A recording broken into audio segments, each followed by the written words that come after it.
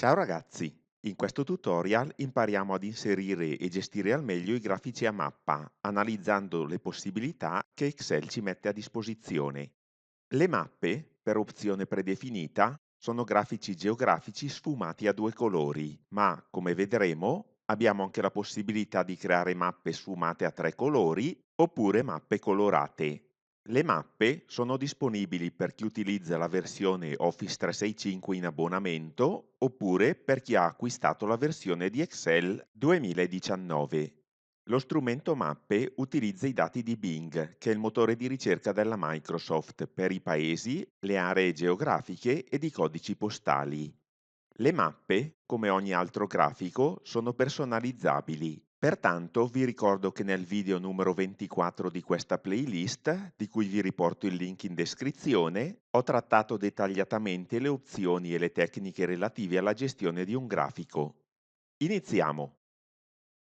Quando abbiamo a disposizione dati relativi ad alcune zone geografiche, lo strumento mappe è l'ideale per creare rapidamente e con pochissima fatica potenti visualizzazioni dei dati stessi. In questo primo esempio, in cui abbiamo a disposizione alcuni dati relativi alle regioni d'Italia, proviamo ad inserire la nostra prima mappa. Vi ricordo innanzitutto che siccome Excel utilizza Bing, che è il motore di ricerca della Microsoft, è necessaria una connessione ad Internet.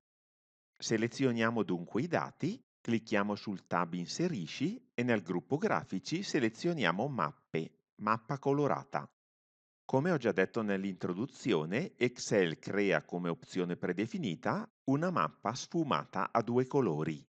Qui a destra, cliccando sul pennello, possiamo selezionare uno stile grafico, oppure possiamo fare la stessa operazione qui in alto. Per ora manteniamo lo stile predefinito. Vi voglio ora mostrare come si può colorare una regione. È sufficiente cliccare una volta su di essa e poi ancora un'altra volta. Ora che la regione è stata selezionata, andiamo nel menu Home e clicchiamo su un qualsiasi colore della nostra tavolozza. In alternativa, annullo questa operazione e faccio doppio clic in un qualsiasi punto del grafico, in modo da far comparire la solita wizard qui a destra. Selezionando ora la parte del grafico che mi interessa, ad esempio ancora la regione Lombardia, è possibile modificare il suo colore di riempimento avendo a disposizione un maggior numero di opzioni grafiche. Oltre alle singole regioni, è possibile modificare il colore dell'intera Italia e per far questo ho cliccato una sola volta su una regione qualsiasi ed inoltre è possibile modificare il colore dell'area del grafico oppure il colore dell'area del tracciato. E questo si ottiene sempre cliccando una volta sulla parte che ci interessa ed agendo sui pulsanti qui a destra. Eliminiamo ora questo grafico ed utilizziamo quello formattato in precedenza. Per inserire le etichette dati nelle regioni è sufficiente cliccare una volta sul grafico, cliccare sul più qui in alto a destra e cliccare su etichette dati. In questo modo all'interno di ogni regione compare l'etichetta con il dato numerico corrispondente. Per modificare il formato e le dimensioni delle etichette è sufficiente cliccare una volta su di esse ed agire sui pulsanti della scheda Home, modificando così ad esempio la dimensione del carattere, lo stile ed il colore del carattere. All'inizio del prossimo video vi mostrerò anche come nascondere questa scritta in basso e come evitare di visualizzare sul grafico alcune zone che non ci interessano, che, come vedremo soprattutto nel caso dell'Europa, creano qualche piccolo problema di visualizzazione. Analizziamo ora varie situazioni, iniziando dalle varie nazioni del mondo, per poi concentrarci sull'Europa, sull'Italia con le sue regioni, le sue province ed addirittura i piccoli centri rurali identificati dal loro codice postale. Prima di farlo, vi voglio però mostrare una cosa interessante. Quando un grafico a mappa è stato impostato, cancellando i dati in esso presenti ed inserendo nuovi dati, ad esempio la provincia di Bergamo, quando andiamo a premere invio, Excel riconosce automaticamente la zona e la rappresenta.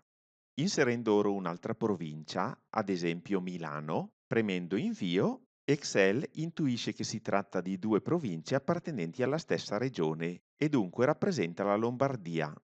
Inserendo altre province della Lombardia, ad esempio Brescia e Cremona, Excel ci consente di visualizzare i dati all'interno della Lombardia, ma non appena digitiamo il nome di una provincia esterna alla Lombardia, non appena premiamo invio, Excel intuisce che vogliamo rappresentare i dati sull'intera Italia. Trattandosi di province del nord, potremmo essere interessati a visualizzare solo la parte che ci interessa e dunque possiamo cliccare una volta sull'Italia ed immediatamente la wizard qui a destra si dispone su questo pulsante che ci permette qui nell'area mappa di selezionare solo aree geografiche con dati. A questo punto Excel ci mostra le quattro province della Lombardia e la provincia di Torino, in cui l'etichetta dati non è visibile poiché l'ho scritta con il colore viola identico al colore della provincia. Per quanto riguarda le etichette, a volte il nome presente nell'etichetta è troppo grande per essere visualizzato e dunque qui abbiamo a disposizione altre opzioni che ci permettono di decidere di inserire l'etichetta solo se è adatta, oppure di mostrare qualsiasi etichetta, oppure di togliere le etichette. Analizzeremo le altre opzioni qui presenti nel prossimo esempio. In questa tabella ho inserito dati relativi a varie nazioni del mondo.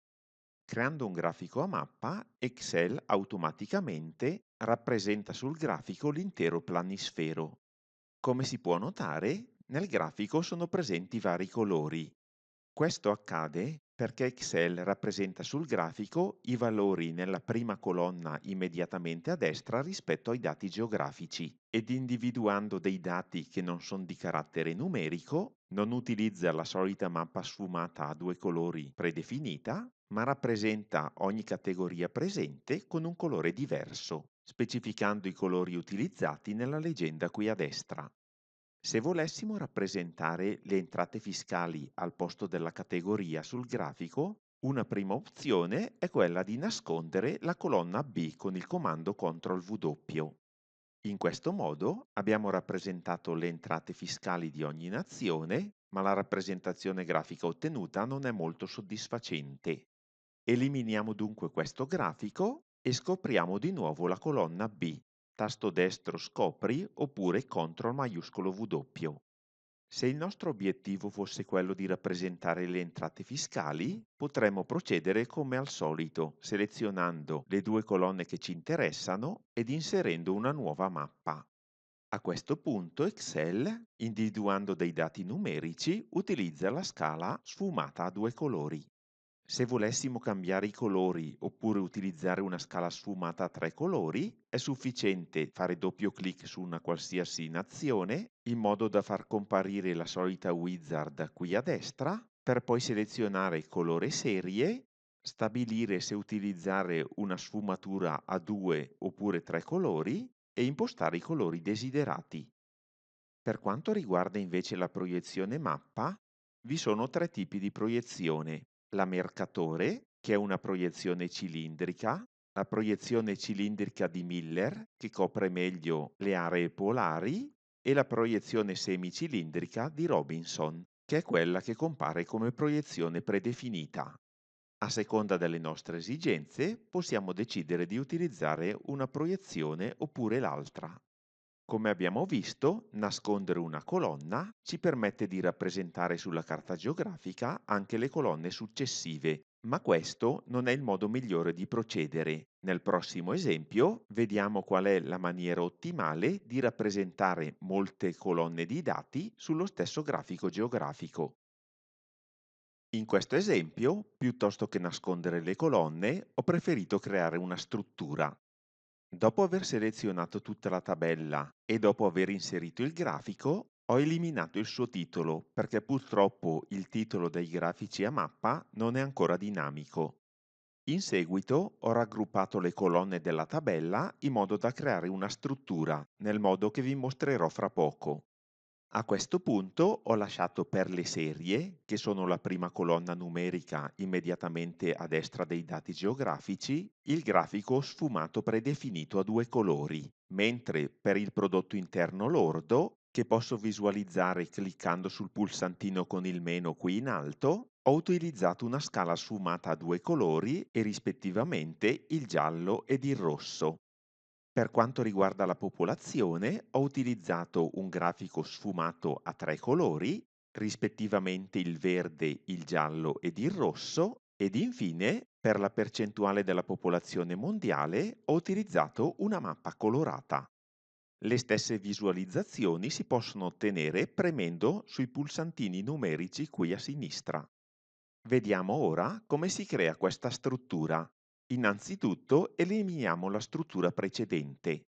Per farlo, clicchiamo sull'intestazione della colonna B, andiamo nel menu Dati e successivamente clicchiamo sul pulsante Separa, oppure utilizziamo la combinazione di tasti maiuscolo Alt più la freccia a sinistra.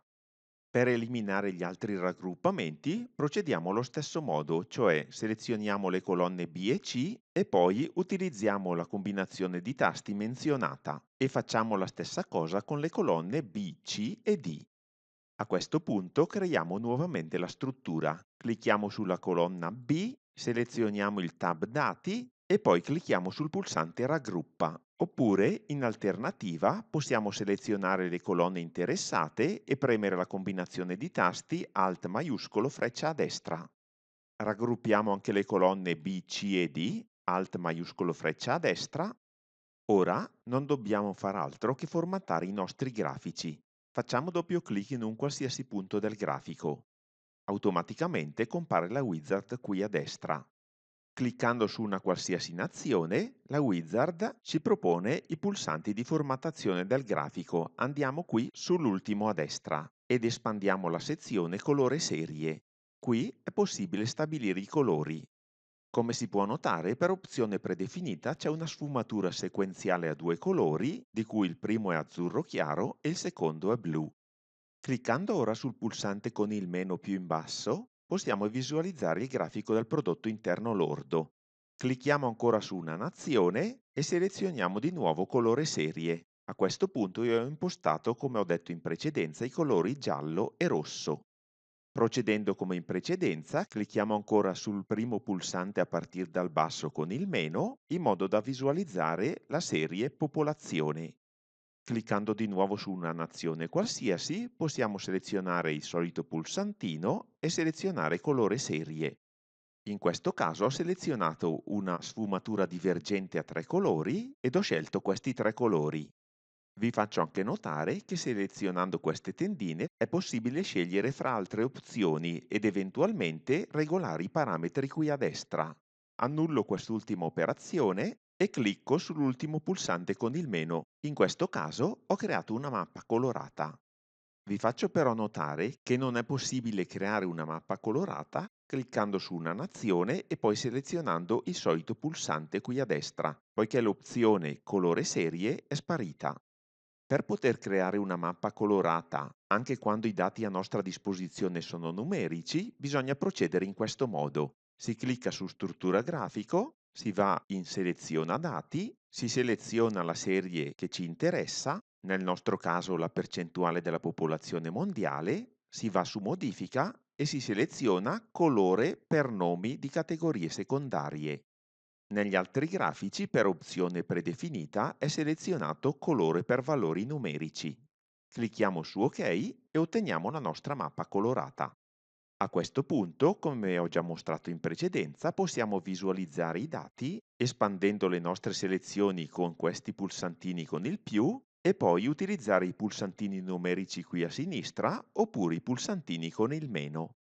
Vediamo ora un altro esempio brevissimo. Questo è solo un consiglio. Quando vogliamo rappresentare tutti gli stati appartenenti allo stesso continente dello stesso colore, possiamo inserire una colonna qui a destra rispetto alle nazioni in cui specifichiamo il continente di appartenenza. Automaticamente Excel, non trovando dati numerici, crea una mappa colorata in cui nella legenda sono presenti i nomi dei continenti. Se poi qualche colore non ci soddisfacesse, è sufficiente cliccare sulla leggenda e poi far doppio clic su un nome qualsiasi della leggenda. A questo punto possiamo cliccare sul riempimento qui a destra e selezionare una qualsiasi opzione di riempimento. In questo modo possiamo personalizzare il nostro grafico con i colori che ci piacciono di più. Vediamo ora un altro esempio brevissimo. Voglio ora rappresentare graficamente alcuni dati relativi alle nazioni europee. Io ho già predisposto una tabella e ho già inserito un grafico che fa riferimento ai dati della tabella. Inserendo il nome del primo stato, l'Albania, Excel rappresenta quello stato, ma non appena inseriamo il secondo stato, l'Austria, Excel rappresenta la cartina dell'Europa. Vi faccio notare che qui in alto a destra è presente un pulsantino con una I. Cliccando sul pulsantino, Excel ci dice che è stato tracciato il 5% delle posizioni dei dati nazione con alta precisione. Questo accade perché, quando ho impostato la tabella, ho selezionato circa una quarantina di righe ed avendo inserito solamente due righe, 2 su 40 è circa il 5%.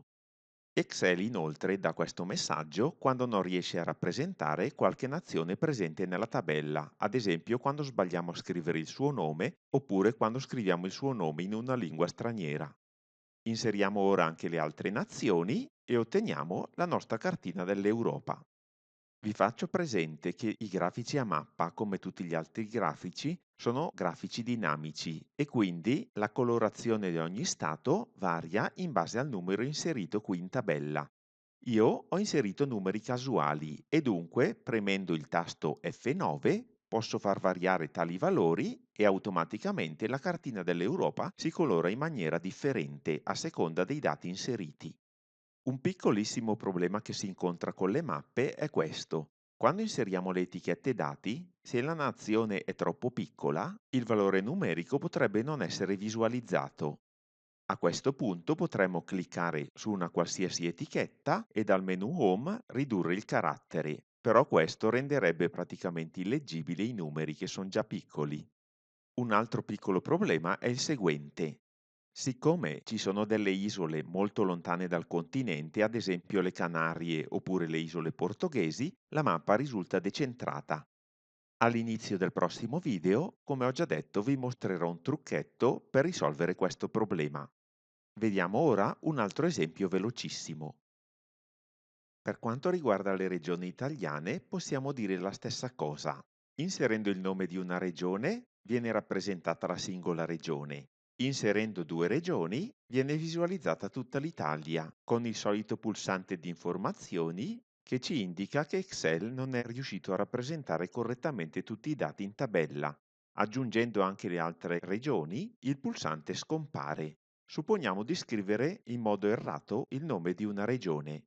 Premendo invio, come si può notare, la regione diventa grigia e dunque non è presente in essa alcun dato. Inserendo successivamente altri nomi sbagliati, possiamo notare che compare di nuovo il pulsante con la I, che ci indica che la rappresentazione grafica non è corretta al 100%. Vediamo ora un esempio sulle province.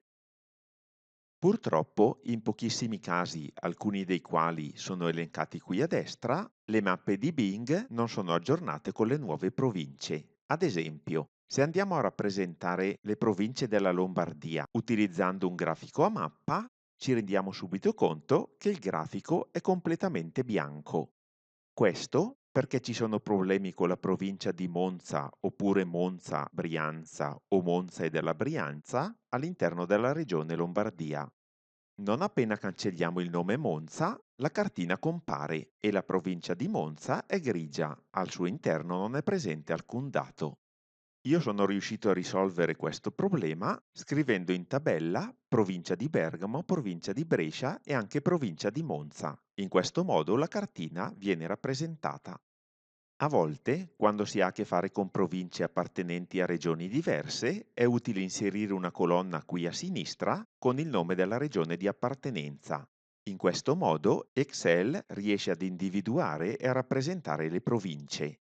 Se volessimo inoltre inserire il nome di ogni provincia all'interno della nostra cartina, È sufficiente cliccare 2 volte su una qualsiasi etichetta e inserire qui nome categoria, mentre il valore potrebbe essere inserito sotto al nome in questo modo, cliccando su separatore e selezionando nuova riga. Vediamo ora come rappresentare anche i piccoli paesi. Conoscendo il codice postale di un qualsiasi paese italiano, è possibile inserire una mappa. È sufficiente creare una colonna CAP alla destra della quale possiamo inserire i nostri dati numerici. Selezionando i dati in tabella e facendo in modo che la colonna CAP sia la più a sinistra, possiamo inserire il nostro grafico. Io in questo esempio ho rappresentato la popolazione di 3 paesini della Bergamasca, la superficie, come è indicato anche qui in leggenda, e anche la densità di popolazione. A volte però la rappresentazione geografica mediante i codici postali ci fornisce risultati un po' strani, poiché è impossibile che un paese abbia questa distribuzione geografica.